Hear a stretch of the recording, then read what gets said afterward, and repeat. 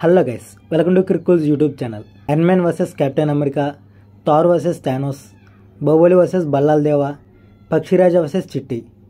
Movie ఇండస్ట్రీలో ఇవంతా biggest fights. రేపు జరిగే match India versus South Africa కూడా అలానే ఉంటుంది. ఎలివేషన్ ఇస్తున్నా అనుకోవద్దు. వాళ్ళు అన్డిఫీటెడ్ టీం, మనం undefeated team. Deadliest bowling వాళ్ళ దగ్గర ఉంది, మన దగ్గర ఉంది. Hard hitters and world class players వాళ్ళలోనూ ఉన్నారు, మనలోనూ ఉన్నారు. ఇంత టఫ్ ఫైట్ ఇస్తున్న టీం మీద మనం విన్ అవ్వగలమా? వాళ్ళ టీంలో అంత డేంజరస్ ప్లేయర్స్ ఉన్నారా? మనం వాళ్ళని ఎలా ఫేస్ చేయాలి? ఒకవేళ వర్షం పడి మ్యాచ్ క్యాన్సిల్ అయితే ఏం చేస్తారు? ఇంకా డెప్త్గా ఆలోచిస్తే ఏ పిచ్లో ఆడుతున్నాం, ఆ పిచ్ మనకు సపోర్ట్ చేసిద్దా లేదా, ఇవన్నీ చూద్దాం. లేట్ చేయకుండా వీడియో స్టార్ట్ చేద్దాం. బట్ వీడియో స్టార్ట్ చేసే ముందు ఒక చిన్న రిక్వెస్ట్, వీడియోని లైక్ చేయండి, మీ ఫ్రెండ్స్కి షేర్ చేయండి, సబ్స్క్రైబ్ చేయడం మాత్రం అస్సలు మర్చిపోవద్దు. ఫస్ట్ పిచ్ గురించి డిస్కస్ చేద్దాం. రేపు మనం సౌత్ ఆఫ్రికాతో కెన్సింగ్టన్లో ఆడుతున్నాం. ఇది batting pitch are bowling pitch అని ఒక ముక్కలో చెప్పలేం. బ్యాటింగ్కి హెల్ప్ ఉంటుంది, బౌలింగ్కి హెల్ప్ ఉంటుంది. ఈ పిచ్ వెదర్ కండిషన్స్ బట్టి చేంజ్ అయ్యిద్ది. As per the present report అయితే బ్యాటింగ్కి అయితే వెల్ అండ్ గుడ్. బౌలింగ్లో కూడా కొద్దిగా బౌన్స్ ఎక్స్పెక్ట్ చేయొచ్చు. స్టార్టింగ్లో బ్యాట్స్మెన్ సెటిల్ అవడానికి కొద్దిగా స్ట్రగుల్ అవుతారు. రేపు స్పిన్ కన్నా ఫాస్ట్ బౌలర్స్ కొద్దిగా అడ్వాంటేజ్ ఉంటుంది. అయినా సరే మనం ఈ పిచ్ గురించి భయపడాల్సిన పని లేదు. అసలు పిచ్ గురించి పట్టించుకోవాల్సిన పనే లేదు. ఎందుకంటే మనం ఫాస్ట్ బౌలింగ్లోనూ పర్ఫెక్ట్గా ఉన్నాం, స్పిన్ బౌలింగ్లోనూ పర్ఫెక్ట్గా ఉన్నాం, బ్యాటింగ్లో అయితే ఇంకా పర్ఫెక్ట్గా ఉన్నాం. సో ఇంకా లేట్ చేయకుండా టాస్ ఫ్యాక్టర్ చూద్దాం. టాస్ గెలిచి బ్యాటింగ్ తీసుకోవాలి. నో డౌట్ బ్యాటింగ్ చేయడమే బెటర్. ఇక్కడ ఫస్ట్ బ్యాటింగ్ చేసిన టీమ్సే గెలిచాయి. చేస్ చేయడం కొద్దిగా కష్టం, కొద్దిగా కాదులే చాలా కష్టం. అందుకే బ్యాటింగ్నే బెటర్ కాదు, బ్యాటింగే తీసుకోవాలి. Next weather report. Weather report అయితే బ్యాడ్ లక్ అనే చెప్పాలి. వర్షం పడే ఛాన్స్ చాలా ఉంది. అయినా ఐసీసీ వాళ్ళు ముందే జాగ్రత్తగానే రిజర్వ్ డే పెట్టారు. సో వర్షం వల్ల మ్యాచ్ క్యాన్సిల్ అయితే రిజర్వ్ డేలో ఆడతారు. సో ఏం పర్వాలేదు, మనం ఫుల్ మ్యాచ్ చూస్తాం. అది కూడా 20 ఓవర్స్ చూస్తామన్న కాన్ఫిడెన్స్ అయితే నాకుంది. ఇంకా ఏ టీం స్ట్రెంత్ ఎలా ఉందో చూద్దాం. ముందుగా మన ఆపోజిట్ టీం ఫైనల్స్ కాబట్టి సేమ్ ప్లేయింగ్ లెవెన్ ఉంటుంది. వాళ్ళ openers Hendricks and de Kock. Hendricks తోపు అని చెప్పలేం, కానీ నాట్ బ్యాడ్. యావరేజ్గా అయితే ఆడతాడు. కొద్దిగా సపోర్ట్ కూడా ఇవ్వగలిగిన బ్యాట్స్మెనే. అలా అని చెప్పి ఈజీగా తీసుకోకూడదు. తనకు కూడా అటాక్ చేయగల కెపాసిటీ ఉంది. మనం భయపడాల్సిందల్లా డీకాక్ గురించే. సెటిల్ అయితే రెచ్చిపోతాడు. ఏదో ఒకటి చేసి మనం ఫస్ట్లోనే అవుట్ చేయాలి. ఇంకా ఓపెనర్స్ విషయం పక్కన పడితే తర్వాతల మార్క్రమ్ని ఐపీఎల్లో చూసుంటారు. ఐపీఎల్ ఎంత బాగా ఆడాడో ఇంటర్నేషనల్లో కూడా అంతే బాగా ఆడతాడు. ప్రజెంట్ అయితే బెస్ట్ ఫామ్లో లేడు. బట్ మార్క్రమ్ కాబట్టి కొద్దిగా జాగ్రత్తగానే ఉండాలి. సడన్గా ఫామ్లోకి వచ్చే ఛాన్సెస్ కూడా ఉంటాయి. Next middle order. వీళ్ళ టీంలో మిడిల్ ఆర్డర్స్ పేరు చూస్తేనే వామ్మో అనిపించింది. వాళ్ళే క్లాసిన్, మిల్లర్, స్టబ్స్ అండ్ క్లాసిన్ని ఐపీఎల్లో చూశారు. వాళ్ళు ఎలాంటి ప్లేయర్సో, ఎంత డేంజరస్ ప్లేయర్సో మీ అందరికీ తెలుసు. అటాక్ చేయడమే వాళ్ళ పని. బౌలర్ ఎవరైనా సరే బౌండరీ కొట్టడమే వాళ్ళ టార్గెట్. ఇంటర్నేషనల్లో కూడా అంతే ఆడతారు. సో ఫైనల్స్ కాబట్టి ఇంకా బాగా ఆడే ఛాన్సెస్ ఉంటుంది. మిల్లర్ గురించి చెప్పాలంటే సింగిల్ హ్యాండ్తో మ్యాచ్ టర్న్ చేసే ప్లేయర్స్ గురించి విని ఉంటారు.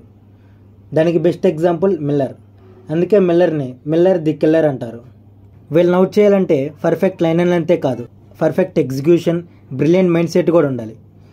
వీళ్ళ తర్వాత ఉన్న జన్సన్, కేశవ్ మహారాజ్ వీళ్ళు కూడా కొద్దిగా సపోర్ట్ ఇస్తారు. ఇంకా వీళ్ళ బౌలింగ్ అటాక్ చూస్తే నోకియా, Rabada, Jansen top class pace bowlers. ముగ్గురు బౌలర్స్ మంచి లైన్ అండ్ లెంత్తో బౌలింగ్ వేస్తారు.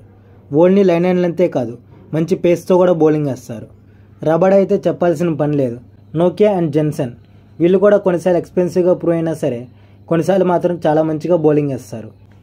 పేస్ బౌలింగ్ ఒకటే కాదు, స్పిన్నర్స్ కూడా అలానే ఉన్నారు. Shamsi and Maharaj.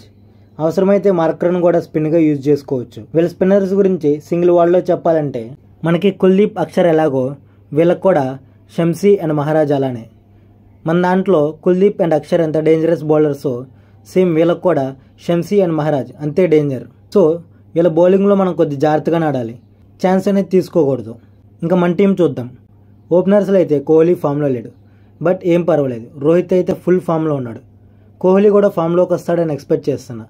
కోహ్లీ అయితే మంచి క్లచ్ ప్లేయర్. ఇలాంటి నాకౌట్ మ్యాచెస్లో బ్రిలియంట్గా పర్ఫామ్ చేస్తాడు. అది కూడా T20 కాబట్టి ఫామ్లోకి వచ్చే ఛాన్సెస్ చాలా ఎక్కువ ఉన్నాయి.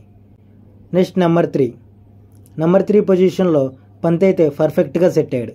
ఈ వరల్డ్ కప్లో నెంబర్ 3లో వచ్చేసి దుమ్ము లేపేస్తున్నాడు. పంత్ బ్యాటింగ్ గురించి చెప్పాలంటే ఈ వీడియో సరిపోదు. సీజన్ స్టార్టింగ్లో తన బ్యాటింగ్ వల్లే మనం ఈ స్టేజ్కి వచ్చాం. So believe Pant. తర్వాతల సూర్య, హార్దిక్, దూబే.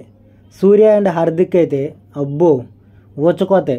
బాల్ మీద కానీ బౌలర్స్ మీద కానీ అస్సలు జాలి చూపించరు. వచ్చామా కొట్టామా అన్నట్టుంటారు. దూబే కొద్దిగా స్లోగా ఆడుతున్నాడు. ప్రజెంట్ అయితే నాట్ ఓకే. రేపు గేమ్ కూడా ఇలానే ఆడితే ఫ్యాన్స్ గ్రౌండ్లోనే కొడతాడు. ఎందుకంటే తను బ్యాటింగ్లోనే కాదు ఫీల్డింగ్లో కూడా చాలా వీక్గా ఉంటున్నాడు. జడ్డు అక్షర్ వీళ్ళిద్దరూ స్టార్టింగ్లో ఉడత సాయం అయితే చేశారు. కానీ రీసెంట్ మ్యాచెస్లో వీళ్ళు కూడా వాళ్ళ గేర్ మార్చారు. జడ్డు ఇంకొద్దిగా ఫామ్లోకి రావాలి. అక్షర్ అయితే ఓకే. హర్షదీప్ కూడా ఫస్ట్లో బౌలింగ్ బాగా వేశాడు. ఇప్పుడు కొద్దిగా ఎక్స్పెన్సివ్గా ప్రూవ్ అవుతున్నాడు. కానీ డెత్ ఓవర్స్లో బౌలింగ్ వేయడానికి హర్షదీప్ సెట్ అవుతాడు. సో హర్షదీప్ సైడ్ అయితే నో ప్రాబ్లం. కొద్దిగా పవర్ ప్లేలోనే రన్స్ కట్టడి చేయడానికి చూడాలి. నెక్స్ట్ మన main bowlers and main weapons Bumrah, Kuldeep. ఎవరో తగ్గడం లే. ఒకరిని మించిన పర్ఫార్మెన్స్ ఇంకొకరు చేస్తున్నారు. నువ్వు బెస్ట్ సేవియరా నేను బెస్ట్ సేవియరా అని పోటాపోటీగా బౌలింగ్ వేస్తున్నట్టుంది. సో మనం బ్యాటింగ్ బౌలింగ్ రెండిట్లోనూ పర్ఫెక్ట్గా ఉన్నాం. అలాగే ఈ టీం గురించి మీరేమనుకుంటున్నారో కామెంట్ చేయండి. అలాగే విన్నింగ్ ఛాన్సెస్ ఎవరికి ఎక్కువ ఉన్నాయో కూడా కామెంట్ చేయండి. వాళ్ళని ఓడించాలంటే మనం బ్యాటింగ్లో రబాడా బౌలింగ్ అండ్ షంసీ బౌలింగ్లో కొద్దిగా జాగ్రత్తగా ఆడాలి. మిగతా వాళ్ళ బౌలింగ్లో అటాక్ చేసినా సరే వీళ్ళిద్దరు బౌలింగ్లో మాత్రం అస్సలు అటాక్ చేయకూడదు. చూసుకొని ఆడాలి.